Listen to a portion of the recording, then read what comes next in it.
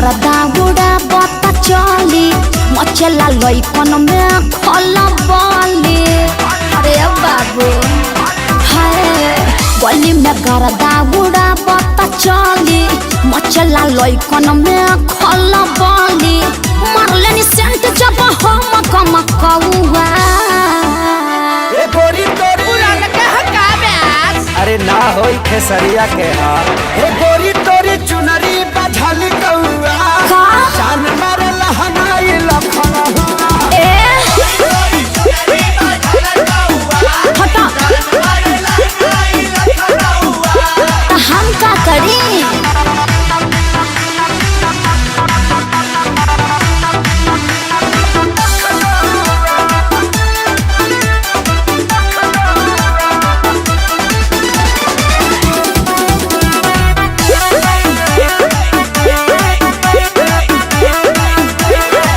कातिल जवानी फरहबी अदाबा एही पाया बाबू दुनिया फिदाबा।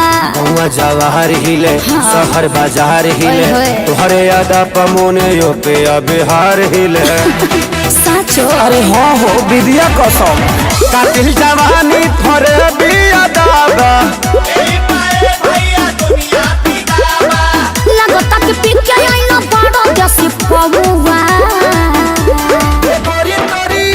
अरे मुंह महक रहा है हटिया। अरे रजनीगंधा तुलसी खाए है न रे ये गोरी तोरी चुनरी बझल कौआ तो जान मारे लहनाई लखना हुआ। चल हटा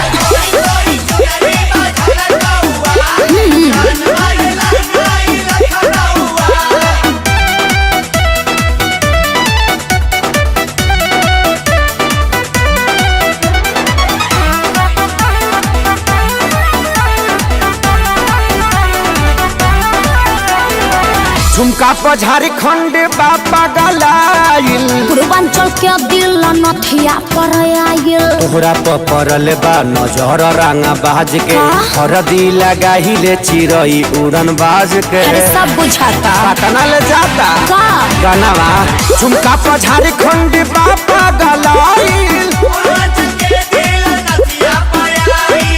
अखिलेश के सारी ढेरों बोली जनी रहुआ। अरे बुलाए का सोनू जी को श्यामो आकाश के बुलाला। चुप रहा हे गोरी तोरी चुनरी बझल कौआ ता जान मारे लहनाई लखना हुआ। ओ न मनबा अरे मुआबा का presented by Adi Shakti Films।